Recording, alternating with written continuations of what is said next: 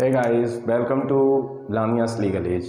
आज हम देखते हैं इंडियन कॉन्स्टिट्यूशन में अमेंडमेंट 42 एंड अमेंडमेंट 44। ठीक है, इन अमेंडमेंट में क्या क्या जोड़ा गया है, क्या क्या प्रोविज़न है, इसके बारे में आज हम जानेंगे। ठीक है, सबसे पहले देखते हैं हम अमेंडमेंट 42।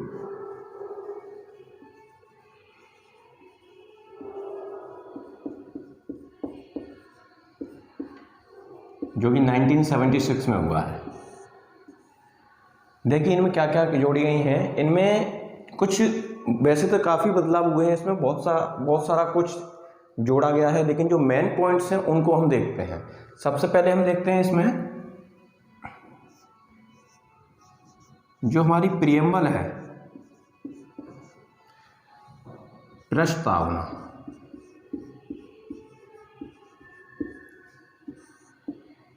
इसे उद्देश्य का भी कह सकते हैं।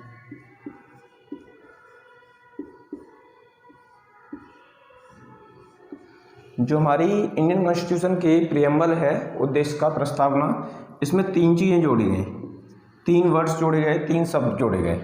पहला सामाजिक, मतलब सोशलिस्ट। दूसरा जोड़ा गया धर्म निरपेक्षता, मतलब सेक्युलर।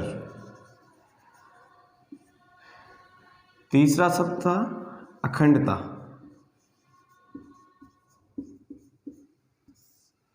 इसे कहते हैं इंटीग्रिटी। देखिए इन शब्द के बारे में हम समझते हैं। सामाजिक शब्द वह शब्द होता है, सामाजिक शब्द का अर्थ है समाज धन एक, समाज वाला।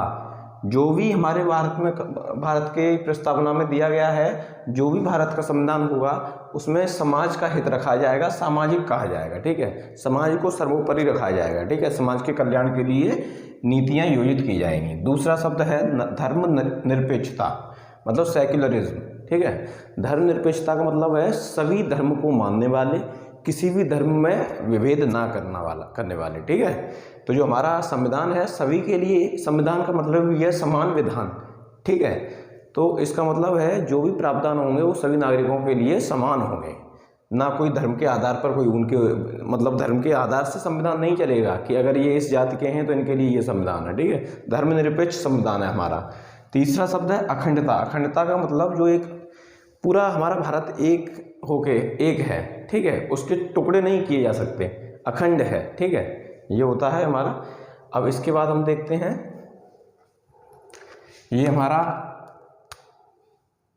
अमेंडमेंट में पहला एडिशन हुआ है। अब इसके बाद हम दूसरा देखते हैं। दूसरा है इसके बाद हमारा DPSP है, directive principle of state policy, राज्य के नीति निदेशक तत्व। हो गए। इनमें DPSP में तीन चीज़ें जोड़ी गई हैं, तीन। ठीक है, पहली सामान्य न्याय,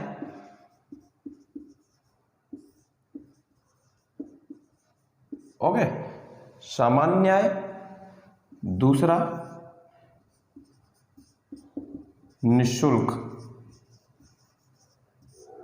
न्याय, और तीसरा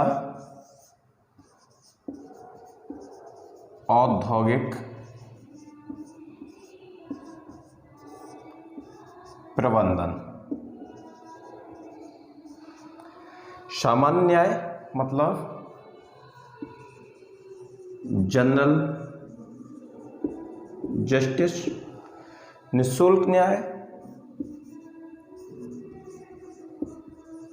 free legal aid, and third industrial management. जो DPSP है हमारे पार्ट 4 में, DPSP 36 से 51 तक दिए गई हैं, आर्टिकल 36 से 51, उनमें ये तीन डीपीएसपी हैं, ये राज्य की नीति निर्देशक तत्व हैं। ये 3 और अधिक जोड़े गए हैं अमेंडमेंट 42 से। इसका मतलब है सामान्य न्याय, सभी व्यक्ति को एक सामान्य तौर पर न्याय प्रावधान करना है। ठीक है, सामान्य तौर पर न्याय का प्रावधान करना है। दूसरा है निःशुल्क न्याय। निःशुल्क न्याय 39A, आर्टिकल 39A में दिया गया था। निःशुल्क न्याय मतलब जो गरीब निर्धन लोग हैं, उनके पास इतना पैसा नहीं है जो वो अपनी वकालत की प्रक्रिया पूरी कर सकें, इसके लिए उनका प्रावधान होगा।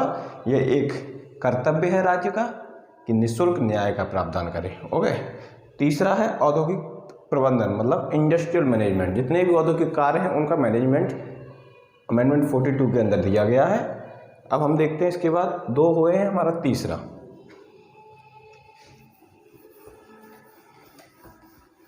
अब जो तीसरा एडिशन हुआ है अमेंडमेंट में वो है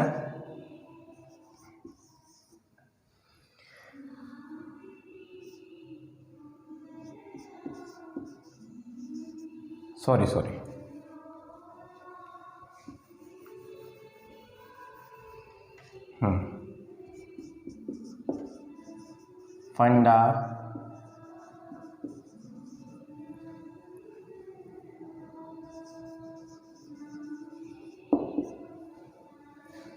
फंडामेंटल ड्यूटीज, आर्टिकल 51A। हमारा संविधान में चौथा जो पार्ट 4 है वो तो है directive principles of state policy. उसके बाद हमारे जो फंडामेंटल ड्यूटीज है, मौलिक कर्तव्य, इसे हिंदी में कहते हैं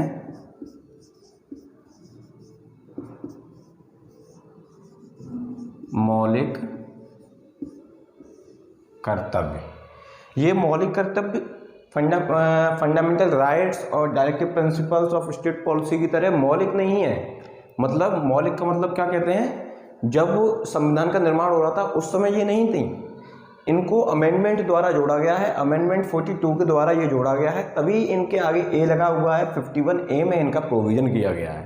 ठीक है, हमारे मौलिक कर्तव्य लिए गए हैं USSR से। ठीक है, रशिया। ओके, मौलिक कर्तव्य जोड़े गए हैं अमेंडमेंट 42 से। अब चौथा देखते हैं हम क्या। ये 3 हो गए। चौथा है हमारा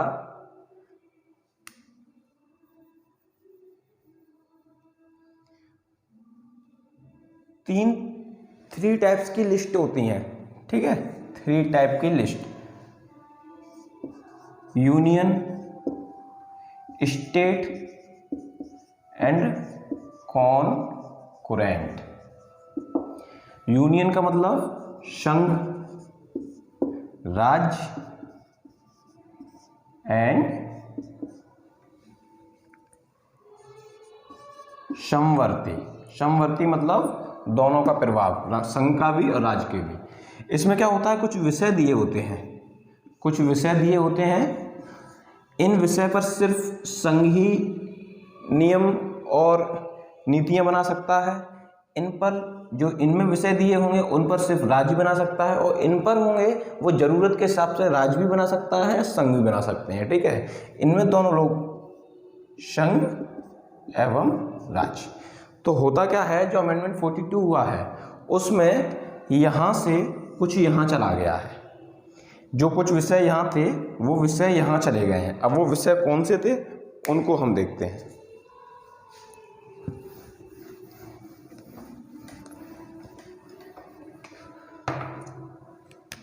यहाँ लिख सकते हैं some subjects of state list transfer to concurrent list. मतलब कुछ विषय जो स्टेट लिस्ट के थे वो ट्रांसफर हो गए हैं कहाँ पर, कॉन्करेंट लिस्ट में। अब वो विषय कौन से हैं, सबसे पहला विषय है 1, ठीक है, 1 शिक्षा, दूसरा शिक्षा, तीसरा वन्यजीव, और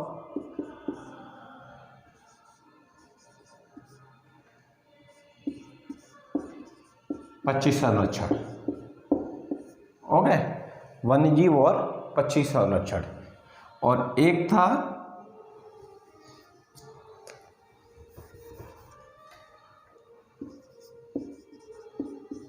उच्चतम एवं उच्च न्यायालय, ये होता है सुप्रीम कोर्ट, ये हाई कोर्ट। उच्चतम एवं उच्च न्यायालय के अलावा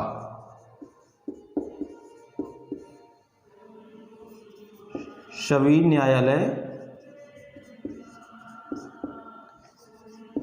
का गठन एवं संगठन, उच्चतम एवं उच्च न्यायालय के को छोड़कर एक हाई कोर्ट, सुप्रीम कोर्ट, जो हाई कोर्ट से हैं और एक सुप्रीम कोर्ट है, उनको छोड़कर अन्य जो कोर्ट्स हैं उनका गठन और संगठन करने का प्रावधान जोड़ा गया अमेंडमेंट 42 से। ठीक है, ये हो गया। अब इसके बाद ये हुए, अब हम देखते हैं अमेंडमेंट 44।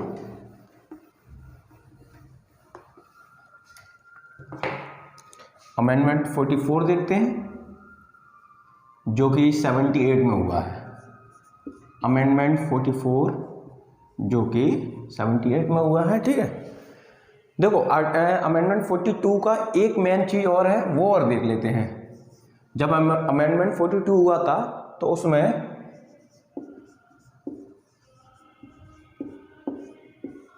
अखिल भारतीय,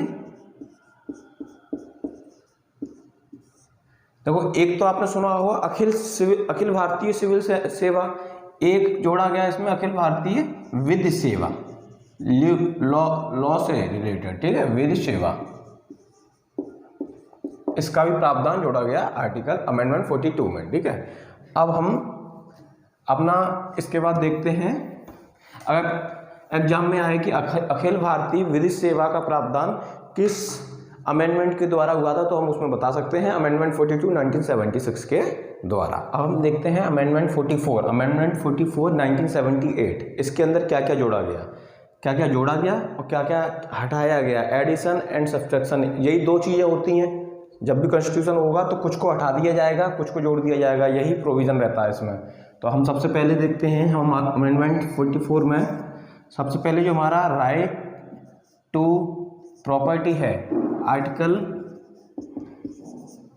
31 में दिया गया था, फंडामेंटल राइट था।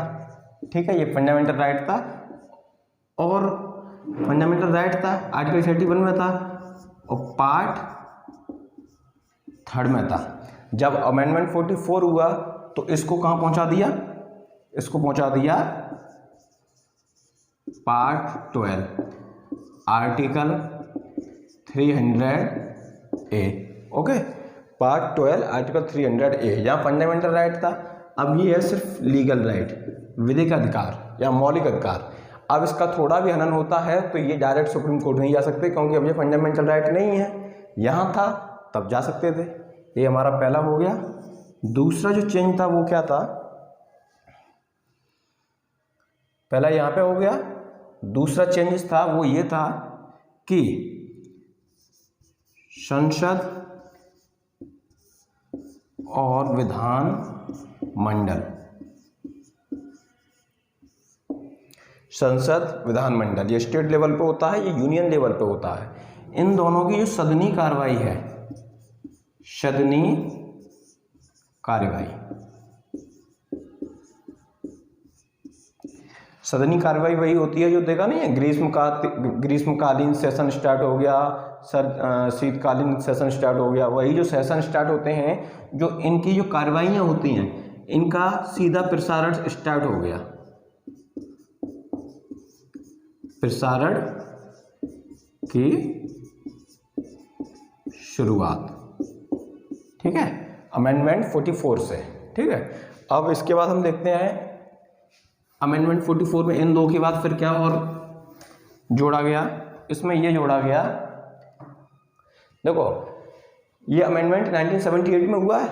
1978 ये एक वो काल चल रहा है जिसमें इंदिरा गांधी के टाइम आपातकाल इमरजेंसी लगाई गई थी।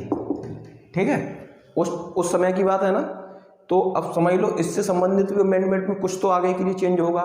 तो इसी अमेंडमेंट के बाद चेंज हुआ क्या, आपातकाल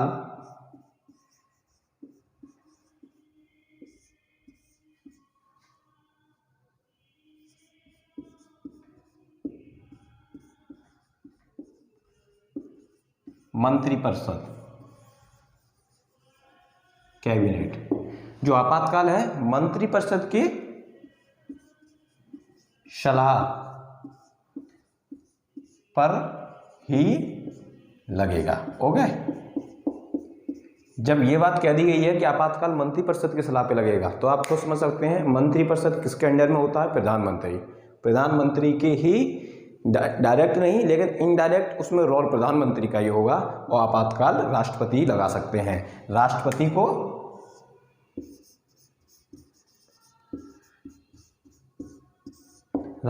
को इनकी सलाह की जरूरत है। किसकी? जब मंत्रिपरिषद की सलाह लेंगे उसके बाद ही राष्ट्रपति आपातकाल लगाएंगे।